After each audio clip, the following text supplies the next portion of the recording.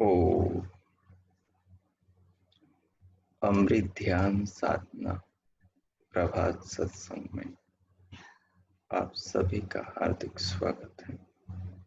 आइए प्रभु स्मरण के लिए भगवान के किए उपकारों को याद करने के लिए उन्हें अपने जीवन में शरीर में ध्यान द्वारा अनुभव करने के लिए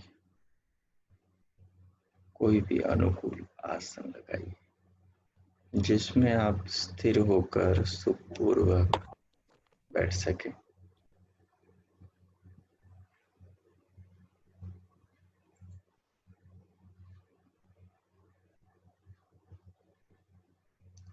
जो भी अनुकूल आलती फालती लगा लें।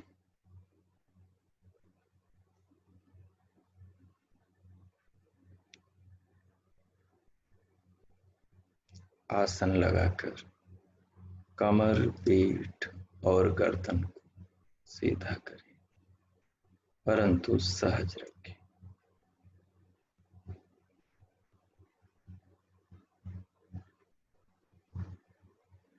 तदुपरांत दोनों हाथों की हथेलियों को गोद में रख लें, बाईं के ऊपर दाहिनी रख लें।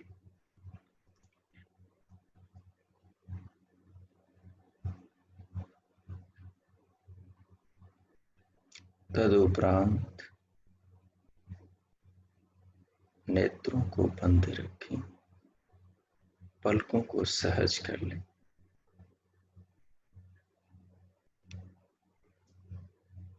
संपूर्ण शरीर को, पूरी बॉडी को अनुभव करें।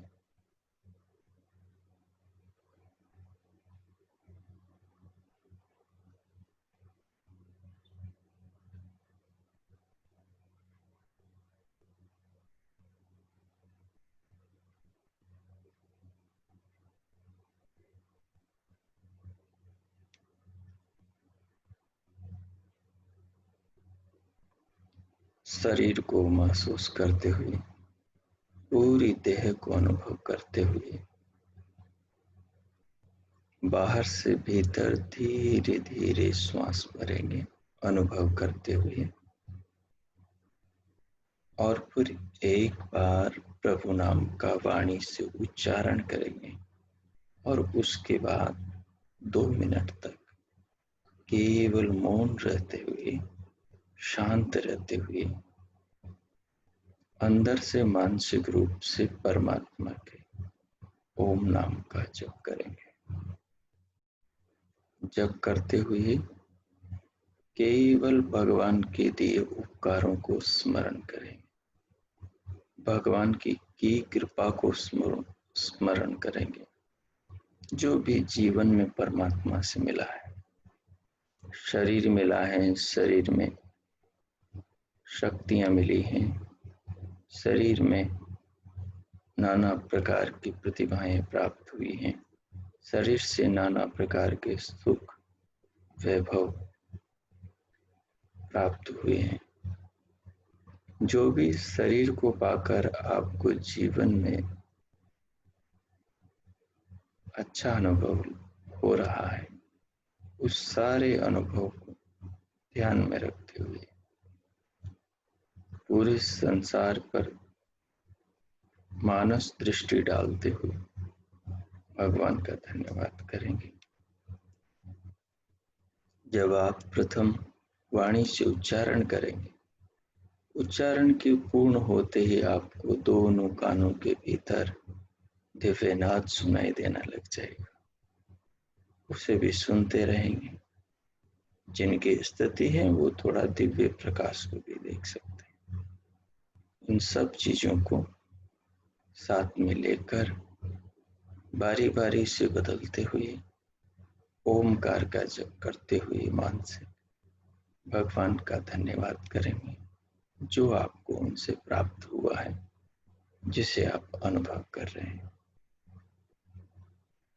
श्वास भरिए अपने भीतर,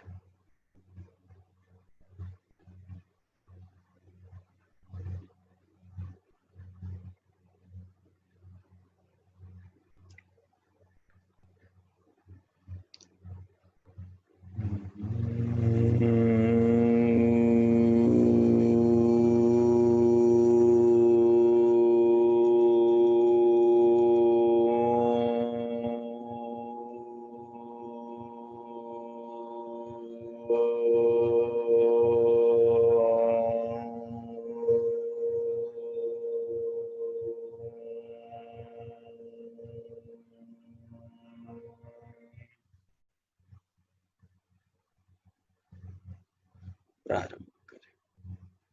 मानसिक जप।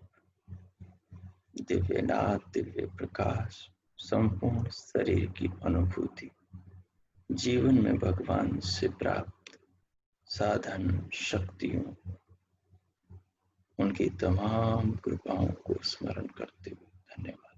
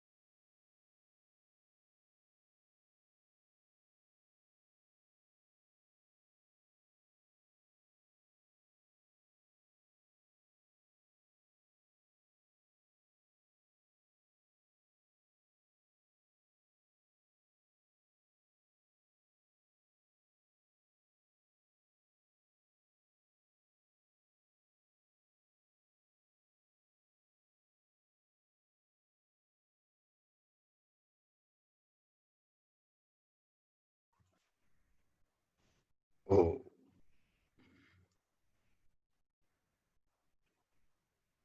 अब आगे 3 मिनट विगत दिवस के विषय पर, अर्थात हमारी आत्मा अमरण धर्मा है, अमर्त्य है। हमारा शरीर मरण धर्मा है, मृत्य है। शरीर मरता और बदलता रहता है। आत्मा कभी नहीं बदलता, हर बदलने वाले शरीर का सदैव साक्षी ज्ञाता बना रहता है। माला की मणियों की भांति अनेक योनियां, अनेक शरीर हमें मिलते रहते हैं। अनेक शरीरों में जन्म और मृत्यु शरीरों की होती रहती है, परंतु इन सारे शरीरों का भोक्ता आत्मा कभी नहीं बदलता।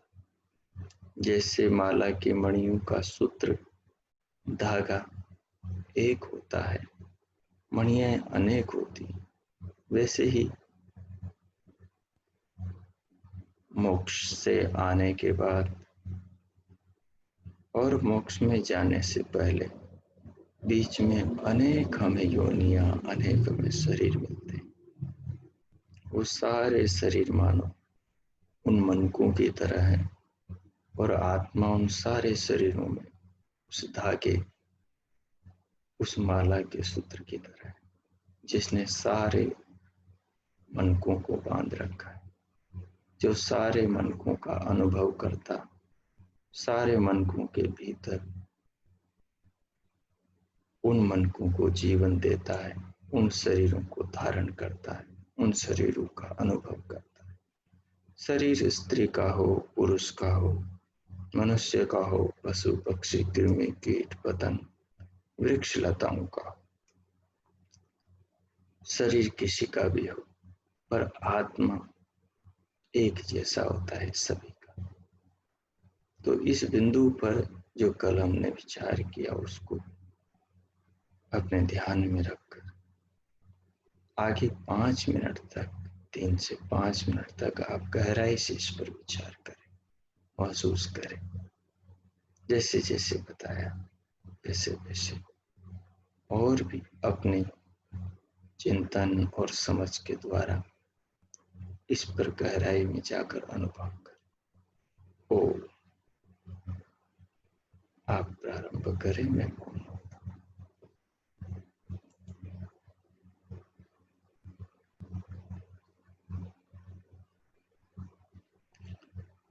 बीच बीच में नाद है, दिव्य प्रकाश है, बाहर से आ रही श्वास, निकल रही प्रश्वास, इनकी अनुभूतियां हैं।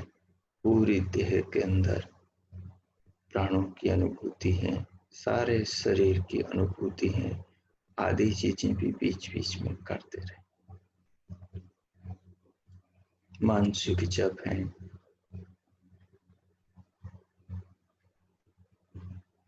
जिस समय जिसका तार अधिक गहरा जुड़े, उस समय उस पर काम करते रहे। कहीं चिंतन में न्यूनता आए तो आप नाद सुनेंगे, तो उसके प्रभाव से चिंतन में और सूक्ष्मता आ जाएगी, दिव्य प्रकाश से, अनुभूतियों से गंभीरता और बढ़ेगी। इस प्रकार कीजिए। ओ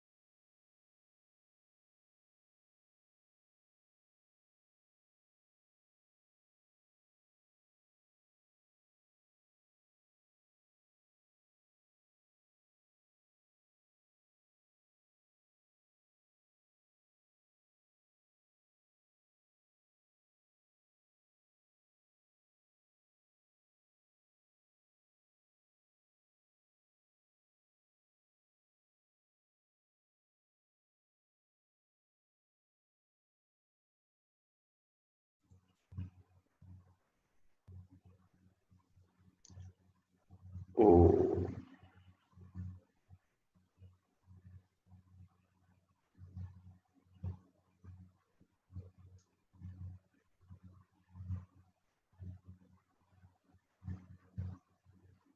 अब आगे अपने चिंतन को आगे के चिंतन से जोड़ लेंगे, जोड़कर समझते हुए आगे बढ़े। जिस शरीर में हम बैठे हैं, जिस देह में, जिस रथ पर हमारी आत्मा बैठी, यानी हम बैठे,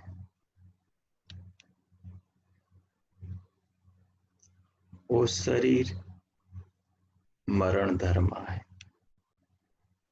यानी उत्पत्ति और विनाश धर्म वाला, यानी स्वभाव वाला है। जो उत्पन्न होता है उसका नाश भी अनिवार्य रूप से होता ही है। यह शरीर एक साधन के रूप में आत्माओं को भगवान की व्यवस्था से प्राप्त होता है, कर्मानुसार। इस शरीर को पाकर कुछ मनुष्य भगवान के ज्ञान का अनुसरण करके अपनी आत्मा का कल्याण कर लेते हैं, और कुछ मनुष्य भगवान के ज्ञान का उल्लंघन करके उसके विपरीत चलकर अपने जीवन को तबाह और बर्बाद कर लेते हैं।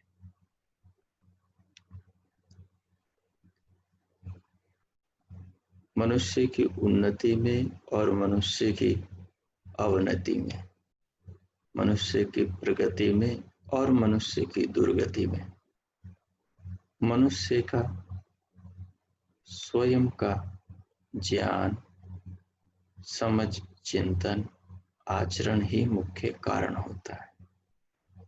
मनुष्य का जैसा ज्ञान होता है वो वैसा ही आचरण करता है, जैसा आचरण करता है वैसे ही संस्कार कर्माशय बनता है, जैसे कर्माशय बनता है उसी प्रकार की वासनाएं, संस्कार, उसी प्रकार की विचार वृत्तियां, और उनसे उसी प्रकार की प्रवृत्ति मनुष्य की बन जाती है, स्वभाव प्रकृति मनुष्य की बन जाती है। वही उसकी उन्नति और अवनति का कारण बनती।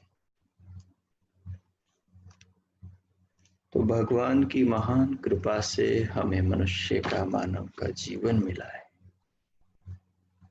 इस जीवन को पाकर हमें चाहिए कि हम कुछ ऐसा करें जिससे हमारा जीवन सफल हो जाए और भगवान का इस शरीर को रचने का उद्देश्य, संसार को बनाने का उद्देश्य और हमारी देह का पंचभूतों से, अन्य खाद्य पेय पदार्थों से,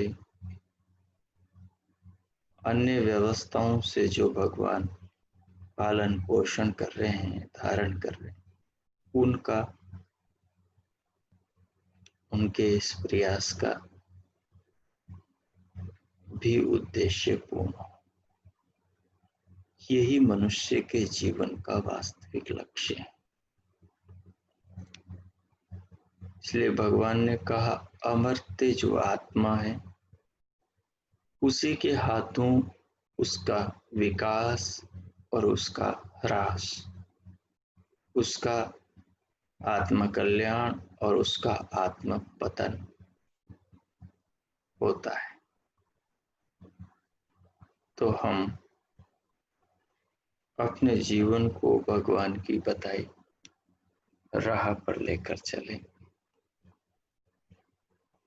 अमर्त्य शब्द से, जैसे भगवान ने अपने वेद में जीवात्मा के इस शाश्वत स्वरूप को बता दिया कि आत्मा तो अमरण धर्मा है, कभी मरता ही नहीं। शरीर मरते रहते हैं, शरीर बदलते रहते हैं, बदलना ही शरीरों का मरना है। बनना जन्म लेना है, नष्ट होना उनका मरना है। बीच में जो यात्रा जन्म से मृत्यु के बीच की शरीर की रहती है, उसका नाम जिंदगी है, जीवन है।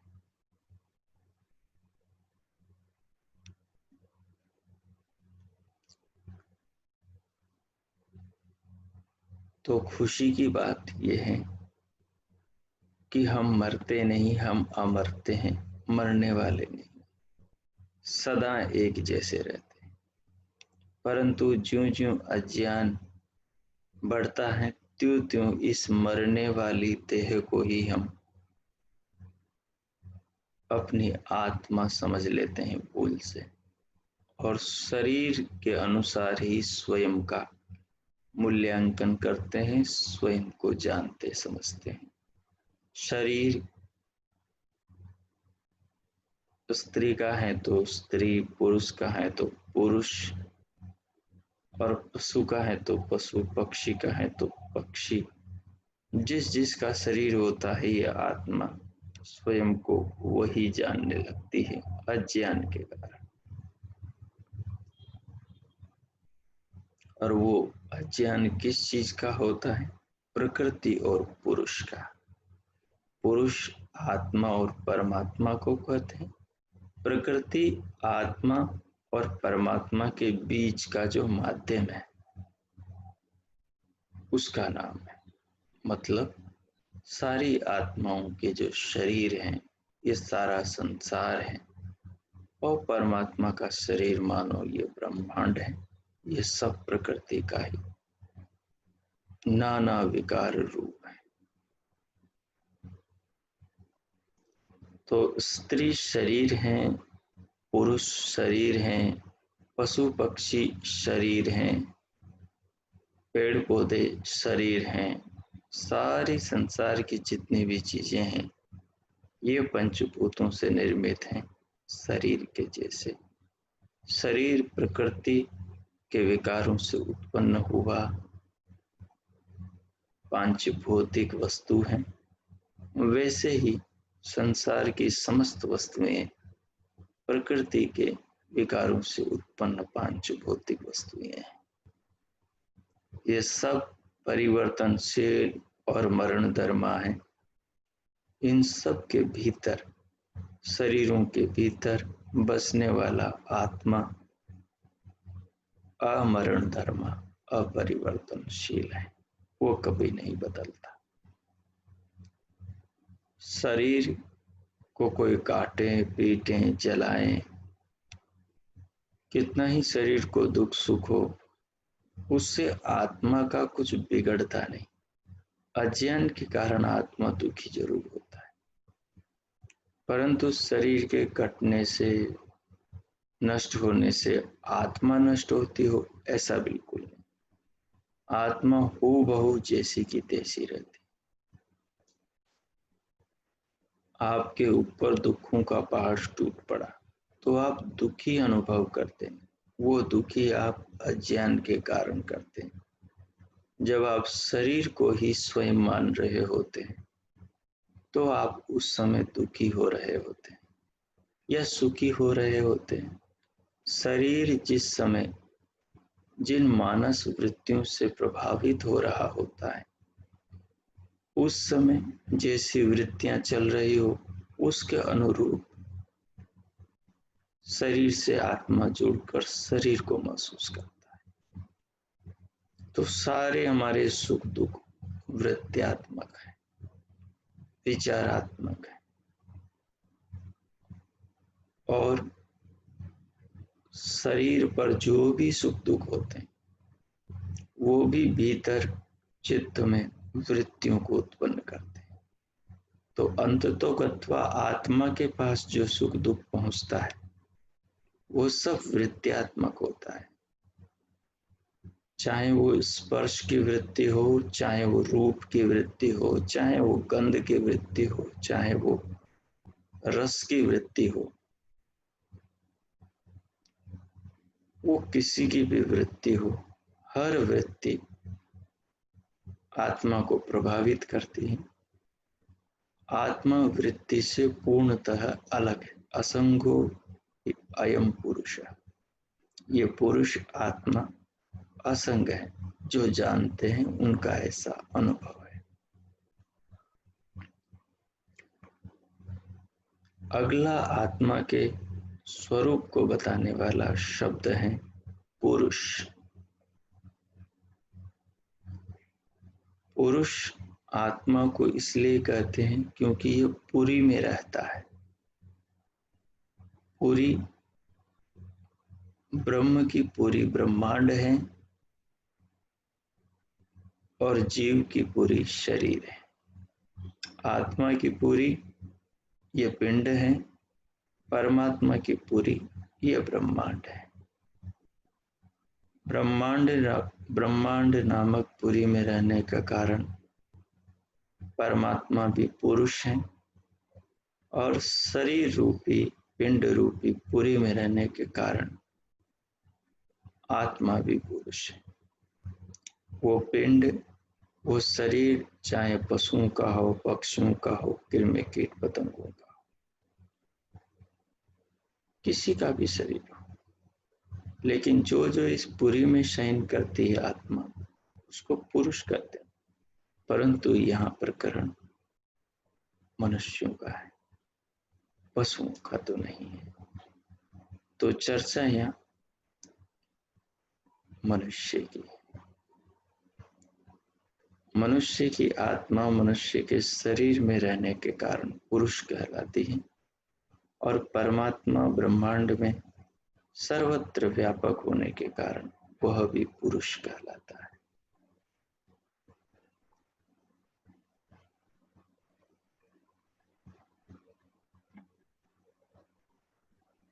ये जो पुरुष है, जो शरीर में रहता है,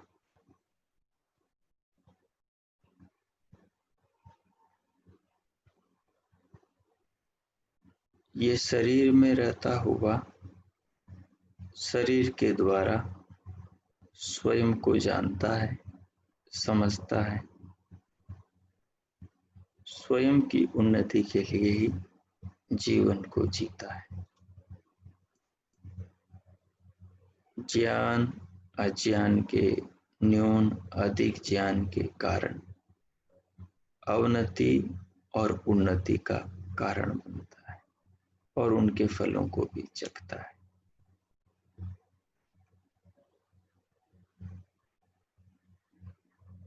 दूसरा वेद में, ऋचाओं में इस पुरुष को, जीवात्मा को आत्मा कहा गया और भगवान से प्रार्थना की गई कि प्रभु मेरी आत्मा की रक्षा करो। आत्मा की रक्षा ज्ञान से होती। संसार में मनुष्य के पास सबसे बड़ी दौलत ज्ञान है। ज्ञान है तो सब कुछ है, ज्ञान नहीं है तो सब कुछ होकर भी कुछ नहीं रहता।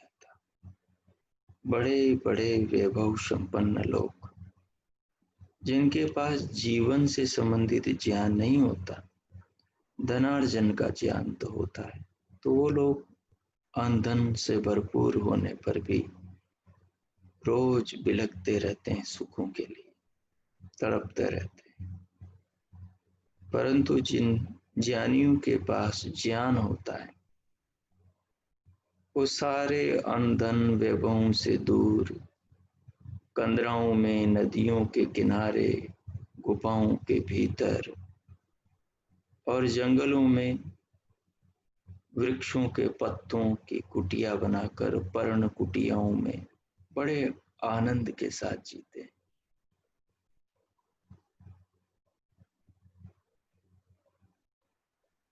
वैभवहीन होने पर भी वो सम्राट की अनुभूति करते हैं, क्योंकि वो आनंद के महास्रोत को ज्ञान के द्वारा पा लेते हैं। इसलिए ज्ञान जीवन में सबसे बड़ी संपदा है।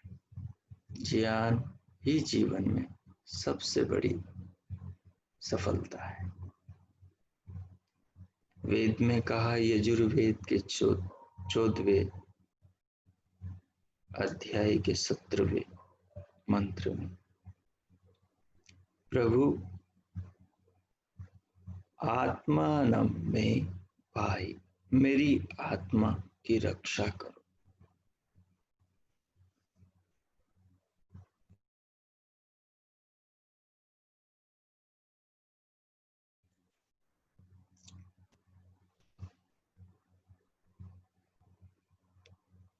जिसके भाग जाग जाते हैं वही भगवान से कहता है कि मेरी रक्षा करो। भगवान रक्षा कैसे करते हैं? जब मनुष्य चाहता है। जब भगवान के साधनों का मनुष्य सदुपयोग करता है तो मनुष्य की रक्षा होती है। भगवान का साधन मनुष्य के मिला ये शरीर है। दोनों हाथ भगवान के हैं, दोनों पांव भगवान के हैं, दोनों आंखें भगवान की, दोनों कान भगवान के, पूरा सारा शरीर भगवान का, शरीर के भीतर की सारी शक्तियां भगवान की, सारा संसार भगवान का, संसार में सारे पदार्थ भगवान के, सब कुछ भगवान का है, मनुष्य का कुछ नहीं। क्योंकि जो भी मिलता है, जो भी बनाता है, भगवान के देह शरीर से बनाता है, और शरीर को खुद नहीं बनाता, भगवान बनाते हैं, तो सब कुछ भगवान का है। तो जो कहता है हे प्रभु मेरी आत्मा की रक्षा करो, इसका मतलब होता है भगवान के दिए शरीर से, भगवान के दिए ज्ञान के द्वारा हम अपनी आत्मा की रक्षा करें, उनके बताए पथ पर चलकर। ये इसमें गूढ़ रहस्य है। न कि हम लाइन में लगकर या किसी पाषाण मूर्त के सन्मुख खड़े होकर, करबद्ध होकर प्रार्थना पर प्रार्थना करते जाएं, प्रभु मेरी आत्मा की रक्षा करो। ऐसे तो कभी नहीं होगी। ये शरीर भगवान की अमूल्य देन और उनकी उत्कृष्ट अनुकंपा, उनका ये स्नेह और प्रेम का मूर्त रूप मनुष्य की देह आत्मा के पास है। इस सारे शरीर का प्रयोग करके प्रत्येक आत्मा अपनी आत्मा का, स्वयं का कल्याण कर सकती। इसलिए आत्मा शब्द से वेद में ऋषि ने परमात्मा को रक्षा के लिए पुकारा। पूज्य और महर्षि वे आत्मानम शब्द से आत्मा को चेतन कहते हैं। आत्मा का अर्थ चेतन होता है, चेतनावान वस्तु जो सदैव ज्ञान से पूर्ण है, अर्थात जो चेतन है, जिसमें हमेशा जानने का सामर्थ्य है।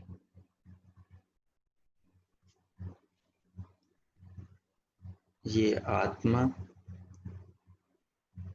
जब तक मुक्ति नहीं मिल जाती तब तक शरीरों में आता जाता रहता है, और परमात्मा कभी शरीरों में नहीं आता, गर्भ में नहीं आता। ये रहस्य किसी ऋषि के हृदय में भगवान ने प्रकाशित किया, यजुर्वेद के महर्षि वायु के हृदय में मानो। प्रभु कहते हैं प्रजापतिश्चरति गर्भे अंतर अजायमान। वैसे परमात्मा समस्त सृष्टि के अंदर सर्वत्र व्यापक विराजमान, परंतु भगवान जन्म नहीं लेता। मनुष्य की आत्मा शरीरों में रहती है और नए नए शरीरों से जुड़कर जन्म ग्रहण करती है। यानी शरीर का मिलना ही जन्म है, शरीर का वियोग ही मृत्यु है। शरीर के प्राप्ति और नाश से या मिलने और वियोग से आत्मा का कुछ भी नहीं बिगड़ता। हाँ, जो मनुष्य जीवन सर्वोत्तम अवसर है वो उसके हाथ से निकल जाता है यदि उसका वो सदुपयोग ना करे। तो भगवान कभी गर्भ में नहीं आते, वैसे सर्वत्र सृष्टि के कण कण में वे विराजमान है, व्यापक, जो सारी प्रजाओं का पालन करने वाला पिता है, वो सर्वत्र विद्यमान है।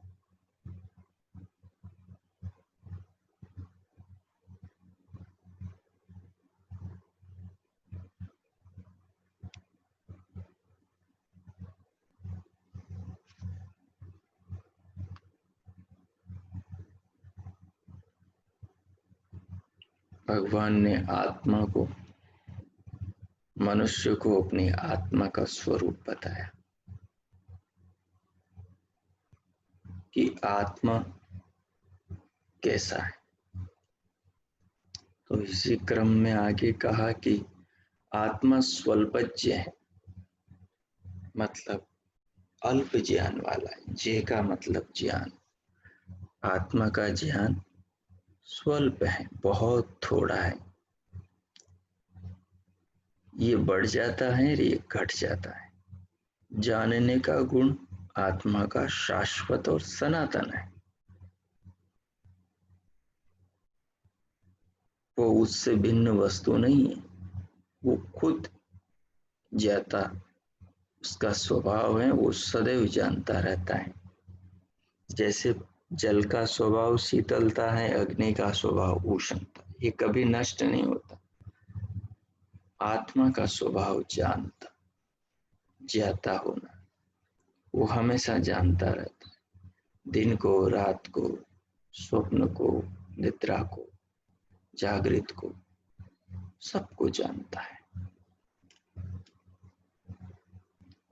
लेकिन फिर ज्ञान उसका बहुत अल्प है, इसीलिए वो सुखी दुखी होता है। इस ज्ञान को बढ़ाकर जब वो स्वयं को, जीवन को, जगत निर्माता को जान लेता है, तो फिर वो मुक्ति को पा लेता। मनुष्य आत्मा का ज्ञान अल्प होने के कारण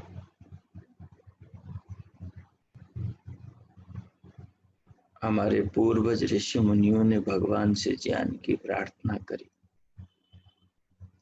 कहा, याम मेधाम देवगणा पितरश्च उपासते तया मां मध्य मेधयाग्नि मेधाविनम कुरु।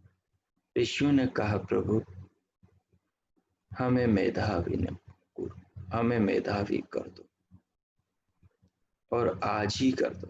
जैसे हमारे पितरों को, हमारे पूर्वजों को, सबका कल्याण चाहने वाले महापुरुषों को आपने ज्ञान से भर दिया, उन्हें ज्ञान संपन्न किया, वैसे हमें भी ज्ञान से ओतप्रोत करो। माम अद्य मेधाविनम कुरु, मुझे आज ही मेधावी कर दो। अब ये मेधा, बुद्धि, ज्ञान की प्रार्थना कौन करेगा? जिसके पास ज्ञान की कमी होगी। जिसके पास पहले से ज्ञान होगा, वो क्यों किसी से ज्ञान की याचना करेगा? तो हमारी आत्मा यानी हम अल्पज्ञ हैं। ज्यों ज्यों भगवान का ज्ञान वेद से हमें मिलता है, त्यों त्यों हमारा ज्ञान बढ़ता जाता है और जीवन से जुड़े सारे दुखों को हर लेता है। ज्ञान के प्रकाश में अज्ञान का अंधकार नष्ट हो जाता है। ज्ञान के साबुन से अंतःकरण का सारा मैल धुल जाता है और अंतःकरण पवित्र हो उठता है।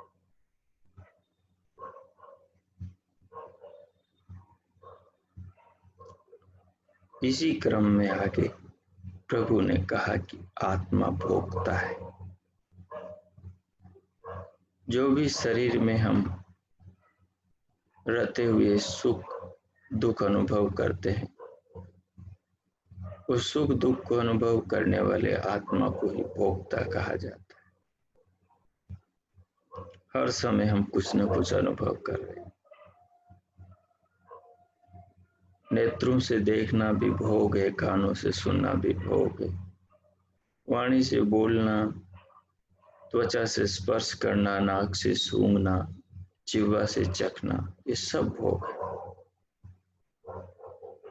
इसलिए आत्मा भोगता है, जीवात्मा भोगता है, शरीरधारी मनुष्य भोगता है। परमात्मा अभोक्ता है, वो किसी चीज को नहीं भोगता। इसलिए कहा द्वा सुपर्णा संयुजा सखाया समानम वृक्षम परिसस्वजात तयोरन्यपि फलम स्वादुवत्ते नश्नन्यो अविजाकशी। बोले भगवान, आत्मा और प्रकृति संसार में तीन वस्तुएं जिनको त्रिक, त्रयम, त्रि और त्रेतवाद कहते हैं। तीन पदार्थ, इनमें प्रकृति रूपी पेड़ यानी ये सृष्टि, तमाम खाद्य पेय वस्तुएं और ये सभी शरीर,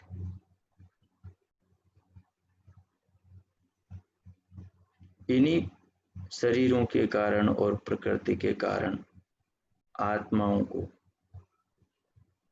विभिन्नता की अनुभूति होती है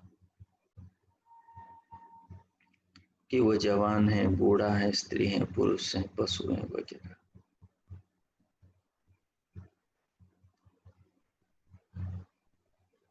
ये सारी सृष्टि, ये पूरी सृष्टि भोग की वस्तु है और आत्मा और परमात्मा इसी के माध्यम से एक दूसरे के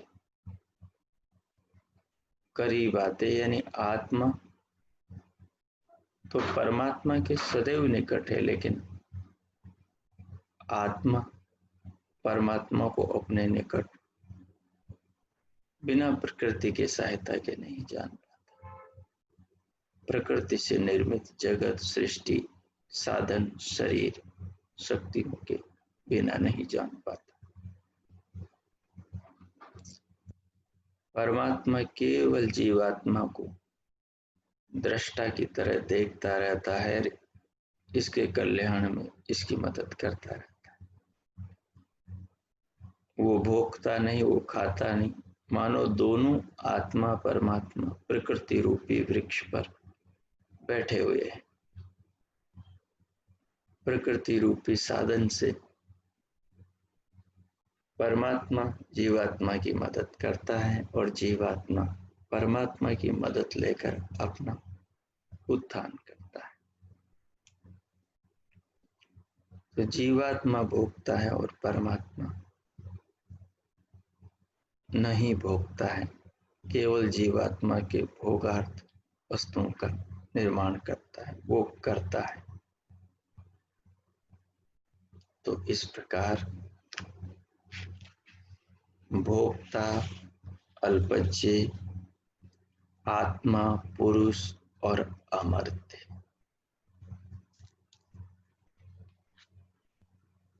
ये 4-5 शब्दों पर हमने विचार किया और आप इन पर विचार विनिमय चिंतन करते रहे ताकि धीरे धीरे भीतर ज्ञान बढ़े और इस शरीर में छिपा अपना आत्मा यानी स्वयं की शरीर से अलग ज्ञान के द्वारा बौद्धिक अनुभूति हो और प्रभु की कृपा से फिर साक्षात अनुभूति। अब इस चिंतन को 2 मिनट में समझते हुए, महसूस करते हुए अपने मानस पटल पर अंकित करें। ओम।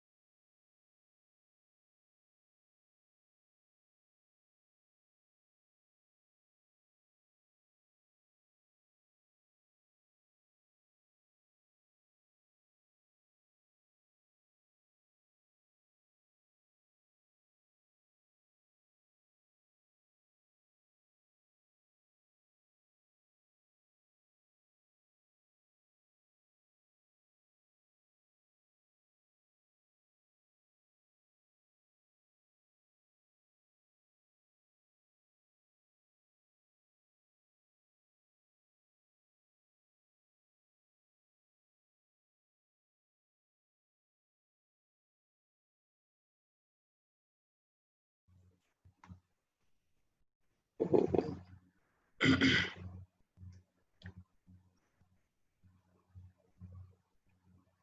अब मन ही मन प्रभु का धन्यवाद करें इस जीवन के लिए, सर्वश्रेष्ठ मनुष्य शरीर के लिए। शरीर पाकर भी इस ज्ञान विज्ञान के सु अवसर के लिए भगवान का धन्यवाद करें कि इस जीवन में उन्होंने ये चेतना जगाई,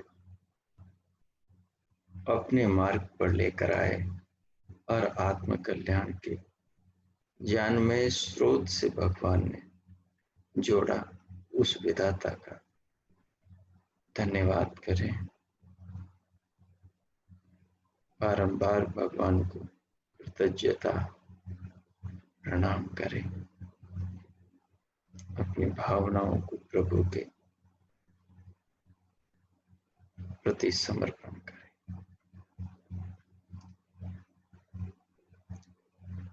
शांति पाठ। ओम देव शांतिरंतरिक्षम शांति पृथिवी शांतिरापः शांतिरोषधयः शांतिः वनस्पतयः शांतिर्विश्वे देवा शांति ब्रह्म शांतिः सर्वं शांतिः शांतिरेव शांतिः सामा शांतिरेधि। ओम शांति शांति शांति ओम। अब धीरे धीरे अपने अंतर जागरूकता को भीतर से बाहर देह पर अंग प्रत्यंगों मिलाएं। अंगों में सूक्ष्म हलचल उत्पन्न करें। फिर दोनों हाथों की हथेलियों परस्पर घर्षण करते हुए उष्ण हथेलियों से पूरे मुखमंडल का स्पर्श करें। तदुपरांत उंगलियों के मध्य से पलकें खोलते हुए भीतर से बाहर आ जाए। ओम।